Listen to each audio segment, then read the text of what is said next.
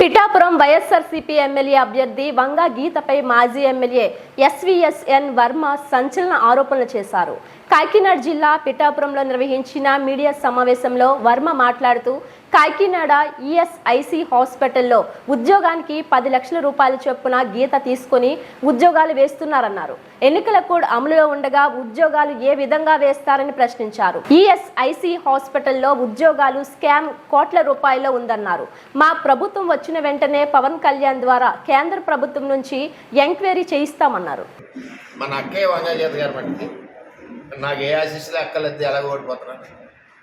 నాకు ఒకటే ఆశీస్సులు, లక్ష్మీదేవి ఆశీస్సులు కావాలి. లక్ష్మీదేవి అంటే అమ్మవారు అనుకున్నాను.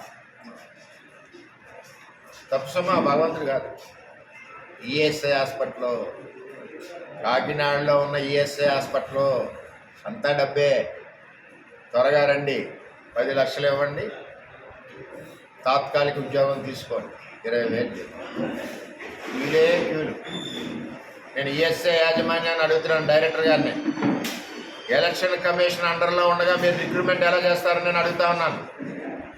ఎట్టి పరిస్థితుల్లోని ఈఎస్ఐ హాస్పిటల్లో జరిగిన రిక్రూట్మెంటు పూర్తయింది. స్కామ్ కోట్ల రూపాయల్లో ఉందని చెప్పి నేను చెప్తా ఉన్నా. మా దగ్గర పోటీ చేసిన వైఎస్ఆర్సీపీ అభ్యర్థి, ఆపద్ధర్మ ప్రభుత్వంలో ఉన్న ఎంపీ అభ్యర్థి వంగా గీత అక్కయ్య గారు ఈ కార్యక్రమంలో ఉన్నారు. ఇప్పటికే దగ్గర 25-30 మంది దగ్గర, మనిషి దగ్గర 10 నుంచి మినిమం 15-20 లక్షలు ఆవిడ కలెక్ట్ చేశారు.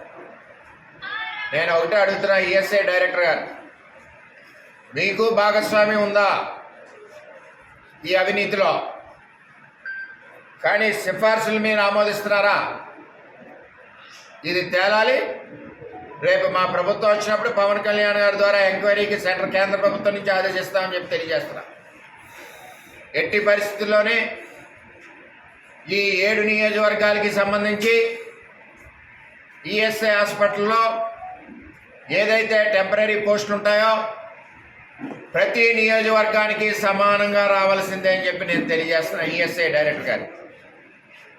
అంతేగాని గీతక్కయ్య గారు కలెక్షన్ చేసిన సొమ్ముతో 25-30 మంది పేర్లని మీరు కన్సిడర్ చేస్తే దీని మీద కేంద్ర ప్రభుత్వం ద్వారా పవన్ కళ్యాణ్ గారి ద్వారా కంప్లైంట్ ఇప్పించి కాకినాడ ఈఎస్ఐ హాస్పిటల్లో జరిగిన అన్ని రిక్రూట్మెంట్ల మీద ఎంక్వైరీ చేయిస్తామని చెప్పి ఈఎస్ఐ డైరెక్టర్ గారికి హెచ్చరిస్తున్నా.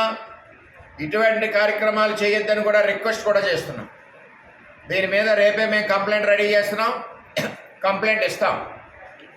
దీనికి వికాస్ అనే ఒక సంస్థ ఉంది ఈ జిల్లాకి. వాళ్ళ ద్వారా జరుగుతాయి రిక్రూట్మెంట్లు, వారి ద్వారా టెస్ట్లు అవుతుంటాయి.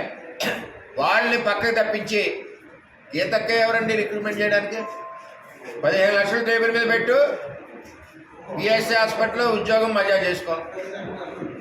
15 లక్షలు ఈఎస్ఐలో ఉద్యోగం, 15 లక్షలు ఈఎస్ఐలో ఉద్యోగం, 15 లక్షలు ఈఎస్ఐలో ఉద్యోగం. మళ్ళీ ఇంత ఎలక్షన్ టెన్షన్లో కూడా అక్కయ్య గారు మా పిఠాపురం మున్సిపాలిటీలో వదలలేదు. 10 లక్షలు తీసుకో, మున్సిపాలిటీలో కొట్టుకో, 10 లక్షలు తీసుకో, పిఠాపురం మున్సిపాలిటీలో ఉద్యోగం చేసుకో, 10 లక్షలు తీసుకో, పిఠాపురం మున్సిపాలిటీలో ఉద్యోగం చేసుకో. అక్కడ 35 మంది. ఇది మా అక్కయ్య గారి పరిస్థితి. భగవంతుడి దయ వల్ల ఆవిడ ఓడిపోతుంది, కానీ మమ్మల్ని కూడా అమ్మేస్తుంది.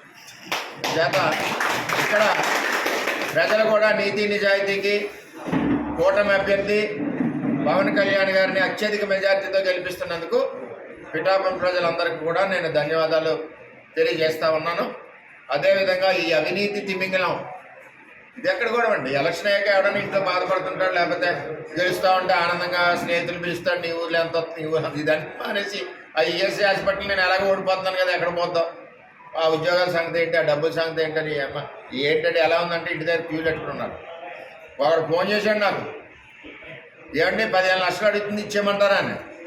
ఒరే బాబు, నేను పవన్ కళ్యాణ్ వచ్చాక ఎంక్వైరీ చేసి పీకించేస్తాను, 15 రాదు, 15లో 1 కానీ 5 కానీ రిస్క్ చేసుకో, ఏమైనా పని అవుతే లేకపోతే ఎదురుకుంది కానీ చెప్పాను.